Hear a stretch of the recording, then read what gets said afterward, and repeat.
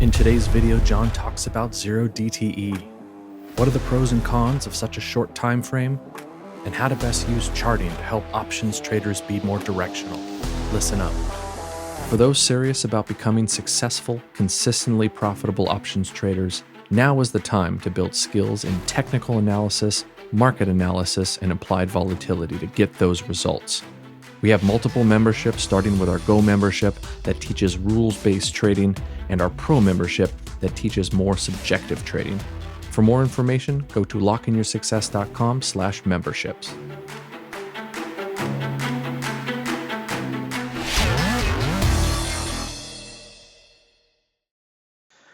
Zero DTE is essentially day trading. Don't make any mistake about that. And if you don't have the mindset or the time or the the type of personality to day trade and make different types of decisions, then perhaps this isn't for you. However, keep in mind that sometimes as a longer term trader, you might be looking to maximize your trade execution. You might be having kind of a gray area decision on whether you should make an adjustment or not intraday. And you may also have an exit decision on exactly when to exit a trade that you might want to make. And these tools can be helpful from that manner. But other than that, a longer term trader probably wouldn't be too interested in this.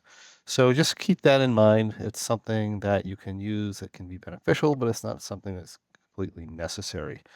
Now, so what this is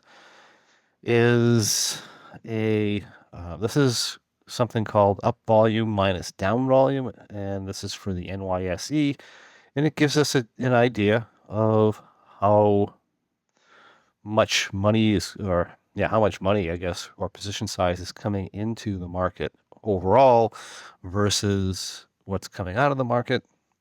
We have our advanced decline line. It basically tells us how many assets are advancing versus how many assets are declining. We have the SPX here. We have the tick. Now, if I'm day trading, I'm looking at this at a smaller time frame, probably something 5 minutes, 2 minutes, maximum of 15, but that wouldn't really be day trading either. You'd be probably looking more towards a 2-minute chart. When we talk about charting, longer term time frames tend to filter out noise. Shorter term time frames tend to be more precise. When we think about that, one of the things I decided to come in this day here is come in at a this is a single day.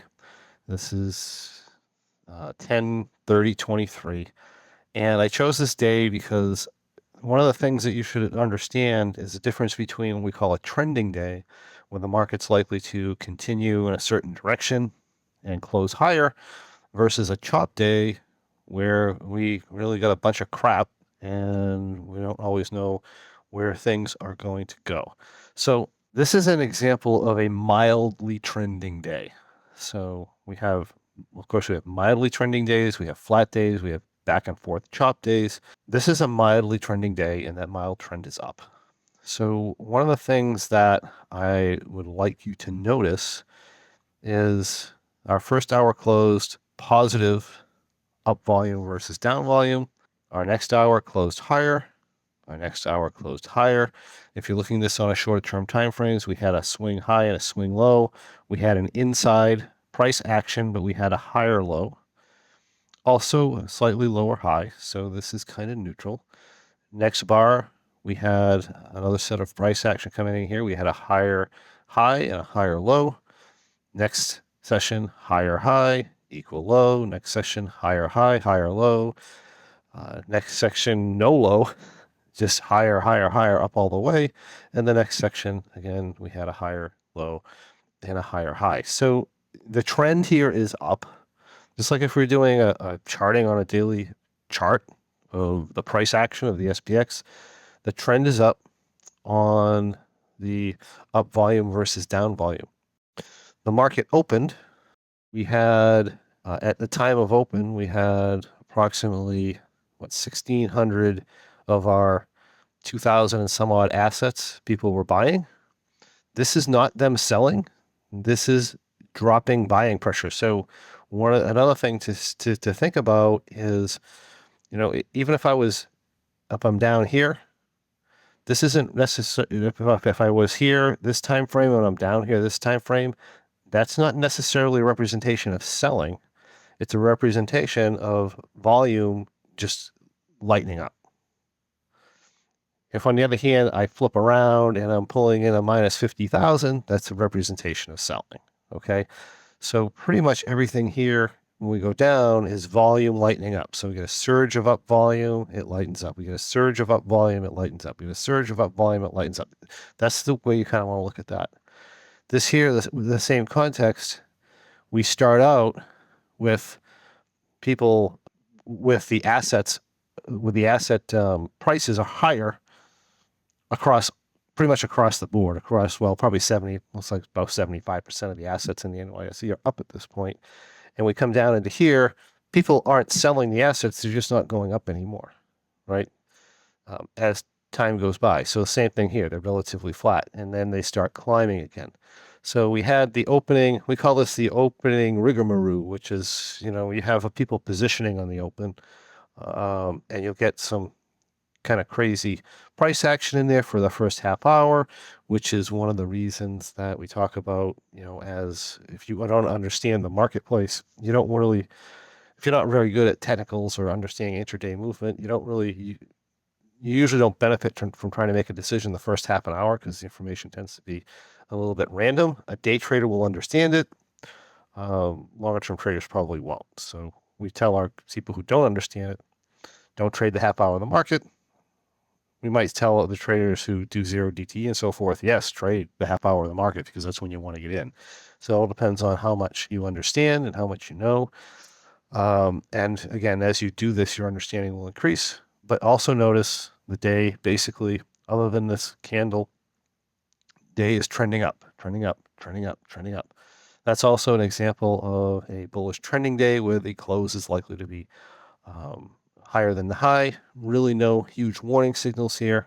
Realistically, the AD line never even went negative and even came close to being negative. So again, that's more bullish. If you look at your tick is more or less instantaneous buying pressure on the asset. This will go positive and negative. Really, in between 500, either way, doesn't really mean a whole lot. We opened down here. People immediately started buying. Next time if they sold off. But again, this trend is also up. So if you I don't want to do it here, but I can put a moving average on my tick, and I can see my moving average. If I smooth it out in a long enough time frame, you can see that this would be trending up. So I'm trending up, and I'm trending up in positive, except for a few dips underneath here early in the day. I'm trending up and positive. I'm trending up here.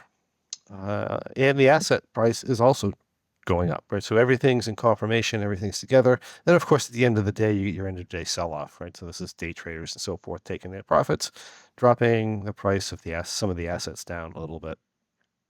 And a lot of times the SPX will drop a little bit there as well. But like I said, example of a trending day. Now I'll show you an example of a crap day. So let's just go to yesterday. Tick here is generally, we had the increase here at the beginning of the day, but the tick here is generally flat. In other words, it's not uptrending, it's not downtrending, it's not doing anything. Our U-vol versus D-vol is solidly negative for the day, right? But flat. Our advanced decline line starts out negative, only goes slightly positive, and is uptrending. So basically what we're getting here is we're getting conflicts. We're getting people buying assets, but we have no volume behind it. As a matter of fact, we have people selling dollar-wise, right? So dollar-wise or volume-wise, they're selling assets. They're selling more than they're buying, but more assets. But the assets are starting to the pressure's coming off of them. So these are not complementary signals. If you remember before, everything's up. The AD's up, grinding up, is up and trending up. The U-Vol's up and trending up. The tick is up and trending up. Those are confirmational indicators telling us that, yes, they're buying across the board. Yes, they're putting more money in the market than they're taking out of the market. And yes, our tick is trending higher and it's getting stronger during the day. That's an example of what an uptrending day is going to look like. This is not an uptrending day. These days are, for a day trader, are very hard to be profitable. And you want to be aware of that, and you want to tend to avoid it. If you're day trading, it's just like when you're doing our monthly trades, right? Once you get educated and so forth in the strategies, and you understand when the strategies tend to do well, when they tend to do poorly, you will look at the entry and you'll be like, yeah, this is probably not a good environment.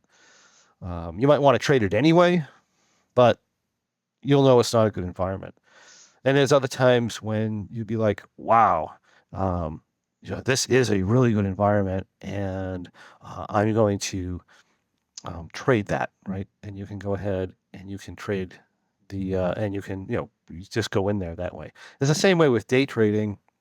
We are going to have these times when things are really clear, direction is very clear, and it's good to take advantage of those times. And then there's those other times when it's not so much. Now, the good things about options versus maybe doing futures and so forth sometimes is that with options, we can set up some really nice risk reward strategies. We don't need a whole lot of price movement to be profitable for the amount of risk that we're taking on. And, sometimes on these chop days, if you are right initially, you can, you can de-risk or risk down, as what some people are calling it. And, who knows, you can make some money. And there are traders who specialize in that type of trading, and they do well in that type of trading. It's more challenging and it's more intuitive. So just trying to lay that out for you with some expectations and so forth. So here with this day, what we have is we start the day very neutral, right? We're slightly bearish because we're negative on the U-Vol D-Vol, but then we look at our advanced decline line, it's positive. Those are conflicting signals. Our tick is very neutral.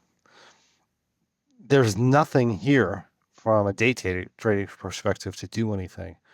There's really nothing happening. And then again, more chop, more chop, more chop. Then we start to see this is a slightly higher high. This is a slightly higher low. This is a slightly higher high. This is a slightly higher low. We see the trend, the bottom trend starting to increase. So you see the energy building in the marketplace. And then you get a breakout of our U-Vol. This is a buy signal. So this is, for whatever reason, I don't know what the news was or whatever, but for whatever reason, the day's been flat, day's been flat, day's been flat. Traders are starting to build in a little bit of power maybe coming into here, or the pressure is starting to come off it. And then we break out, and not only do we break out of range here, but we also break from a positive to from a negative-ish, slightly negative-ish tone here to a clearly positive tone. And that is my buy signal. If I look at my advanced decline line during the day, this is actually trend. Even though I'm flat here, this is trending up. So this is giving me like buy signals. This is not. So I'm generally not going to take that necessarily. But if I get to here, this breakout's a buy signal. This was already buy signal because it's trending up. Our tick, you can see how our tick, if you were to just imagine a moving average line here, you could see it flat, flat. Oh, it's trending up. Oh, it's trending up, it's trending up. And then it tends to, flatten out a little bit. But the tick is also, is early in the day is bullish bias, neutral, neutral, neutral. Oh, finally I get a confirming factor. Okay. And that is going to be as a day trader, that's going to be basically my buy signal. Now I can get in earlier than that, but I should be recognizing that, oh, look, wait a minute, this is trending up. This is trending up. This is flat. I got no confirmation yet. I don't really have enough price action to take a bet, because if I'm going to take a bet as a day trader, I want the market to move. Right? I don't want it to sit there. If I'm going to take something direction, I want it to move. And there's no, you can see the pressure building, but there's no indication we're going to move. This is the indication we're going to move. That's where we take it, and that's where we move on.